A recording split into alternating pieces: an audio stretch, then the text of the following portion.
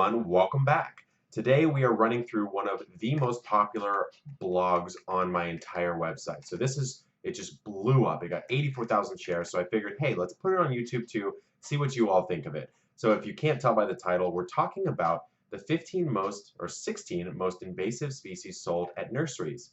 Now, most of us gardeners, we think that when we go to the garden center, everyone we talk to and every plant that's sold there, they know what they're selling. And you know what? For the most part, that's true. But what happens when some of the most commonly sold plants also happen to be some of the most invasive in your area? Look, the world is globalized now. It's very easy to get plants from different areas of the world, grow them, and then sell them to gardeners everywhere. But that doesn't necessarily mean that's a good thing. So today we're going to go through 16 different plants that are highly invasive, and you may want to consider not purchasing them. So here we go. Wisteria sinensis, or Chinese wisteria. So this is a popular flowering vine. It just creates these beautiful flowers. You can see it right here. However, in the eastern United States, the climate closely matches that of China. And what that means is that it can displace native species in the eastern United States. So that means it can kill trees, and these trees, once they're killed, they fall down, the forest floor is open to sunlight, and then all sorts of havoc is wreaked on wreaked, I believe is the word, on the environment. Next, we have bamboo. Technically, bamboo is a giant grass. It's also one of the most popular plants to grow, but it is very hard to control. So these sprouts that shoot up, and this is why bamboo is a popular building material these days, can grow 12 inches a day, or a full foot per day. So this is something I didn't know until I wrote this piece. The underground roots of the common fishpole bamboo, that's bamboo that can reach about 15 feet tall, that can travel as far as 20 feet or more from the original clump, which means that it's sucking up moisture and nutrients from a vast area around the bamboo, which means it's taking it from your native plants. So maybe try to avoid bamboo unless you know exactly how to control it. Next, we have winter creeper. So this is a shade-tolerant plant. It forms dense mats, which means, again, it's going to deprive your native species of both the space they need to grow and the sunlight that they need to grow. What it will do is it will do something similar to bamboo, where it's going to deplete nutrients and water from the nearby plants, which means it's harder for those native species to grow. That means that it's easier for the invasive plant to grow, and it will colonize an area. So it will actually go over the top of trees. It's absolutely crazy, and it's aptly named winter creeper. If you let it go, it just starts to creep, creep, creep all over your yard. Next, we have a very classic plant, the Heterohelix, or the English ivy. Now, while this is a fantastic house plant, in my opinion, because you are growing it, it's a vining plant, so it'll fall over and create some nice falling foliage. But if you let it outside, what happens is that it climbs in search of sunlight, which means it will engulf and kill any branches or other trees, because it's basically climbing over them and blocking their ability to gain nutrients. And so then, it may kill a tree off entirely. That is not a good idea. You may want to avoid letting English ivy into your yard. Next, we have Lonicera japonica. So anything with japonica means it's from Japan, Japanese honeysuckle vine. So in North America, because it's from Japan, it has very few natural enemies, which means that it's going to spread widely and outcompete native plant species. Now, the best way to get rid of this one is to girdle it. So when the vines twist tightly around stems and trunks, it will cut off the flow of water through the plant, and then it will kill it. But better way to do this is just not to purchase it in the first place. Next, we have the Euonymus alatus, or winged burning bush. Now, I can see why it would be tempting to grow this plant, because it absolutely looks beautiful. There's no question about that. That is such a striking red color, and I want that in my yard. I'm going to be honest with you. I want that. However, it can grow out of control. It creates tons and tons and tons of seedlings, and then from those seedlings more plants, and from those plants more seedlings, and the circle goes on. It will displace many different types of plants, so it's just something to avoid, even though it looks beautiful. There's plenty of other red foliage plants that you can grow that aren't invasive. Next, We have Nandina domestica, or sacred bamboo. So this is naturalized to many different areas, and what it'll do is it will spread underground root sprouts, and then animals will disperse the seeds as well. And so this is one that I would highly avoid, especially because the berries are actually toxic to cats, and if you're a homesteader, you have any grazing animals, it's also toxic to them as well.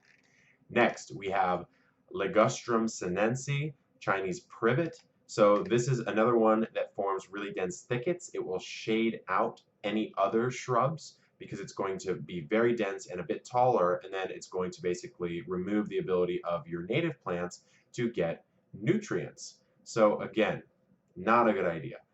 One other interesting thing is that it actually protects itself from a lot of like the leaf miner type or caterpillar type insects that will normally munch on your crops. So it's even immune to that, which makes it even more dangerous. Next, we have the autumn olive. So what's going to happen here is it will displace native plant species. It will, again, a lot of the commonalities here is it's going to create dense shade. It's going to interfere with natural plant succession, and it's going to take up too much nutrients, too many nutrients. And then a lot of these invasive species, like this one especially, look at this, 200,000 seeds a year. That's too many. That is too many. We don't want that many seeds, especially of a plant that's just going to wreck a lot of your native species. Let's get rid of that one. All right, now we have the Bradford pear. So this is an invasive species in many areas of the eastern North America, like a lot of those states over there. It's going to outcompete a lot of different trees. It's just a bad idea to have too many of these. It will just colonize an area and completely take it over. And then there's not a lot of biodiversity if the Callery pear is just everywhere. So I would try to avoid this. Try to make sure that you don't plant too many of these in your yard. Now we have a vinca, the common periwinkle, or just vinca. So it is a beautiful flower. Look at that flower. That's quite a beautiful flower. But what's happening here is what it'll do if you have it in your yard is it will sort of mat along the floor, and then that means that there's absolutely no space for any other native plant species to grow, because if it's matted along the entire floor, well, good luck other plants, they can't grow. Next, we have Japanese barberry. So Japanese barberry forms really dense stands in its natural habitat, including canopy forests, open woodlands, wetlands, pastures, meadows. And what it'll do is it'll alter the soil pH, it'll alter the nitrogen and the biological activity, and then that means that plants who needed those prior levels of pH, nitrogen, and biological activity can no longer survive. Here's something interesting. White-tailed deer, they don't eat it. They would rather eat native plants, which means that the barberry has a competitive advantage simply because it's not being eaten by the native population. So in New Jersey, Japanese barberry has been found to raise the soil pH, which makes it more basic, and a lot of plants prefer a slightly more acidic soil. So that's an interesting adaptation that the barberry has. Next, we have the princess tree. So, I mean, I'm going to be honest with you, this tree looks beautiful. There's no doubt about that.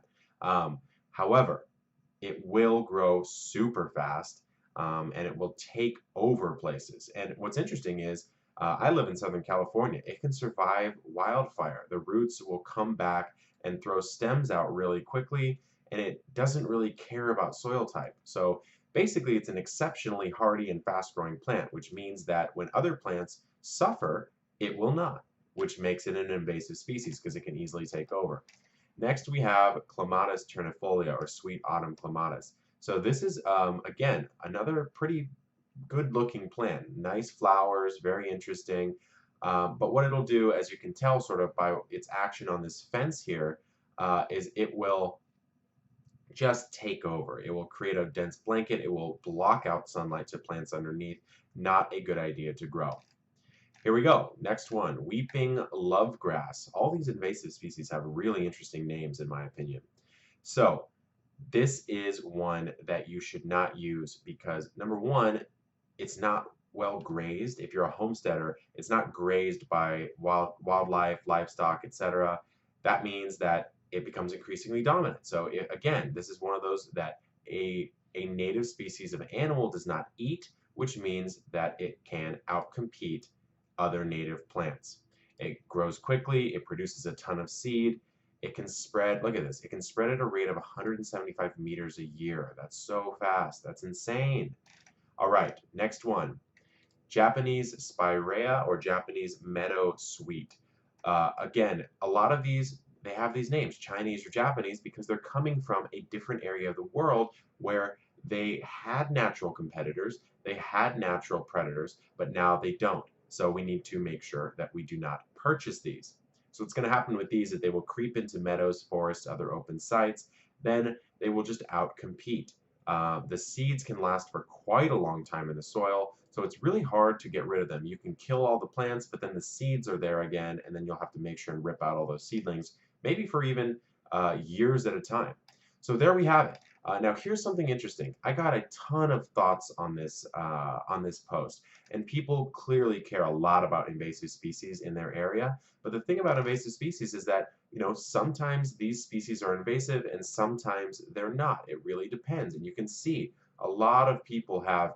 Look, many other non-native invasive plants to add to this list as well. This, again, is far from a complete list. There are so many comments here that I've gotten that people have been saying, hey, this is invasive, hey, this is not. I mean, look, I'm just scrolling, scrolling, scrolling, scrolling, scrolling. So leave a comment down below in the YouTube comments. Hit like and subscribe here because I'd like to start a conversation with you guys about invasive species and what you find to be good replacements for some of these. So one way I'm going to go back and update this is I'm going to add some replacements here. So right below each of these, I'm going to add some replacements. So hey, thank you so much for listening. I know this was kind of a weird video where I'm looking at an old blog post, but I figured it might be interesting to you guys. And, thanks for listening. Thanks for tuning in. Thanks for subscribing. Definitely let me know in the comments if you like this type of video. If you don't, I just won't make any more of them. I'll go back to my live action gardening videos. But until next time, good luck in the garden and keep growing.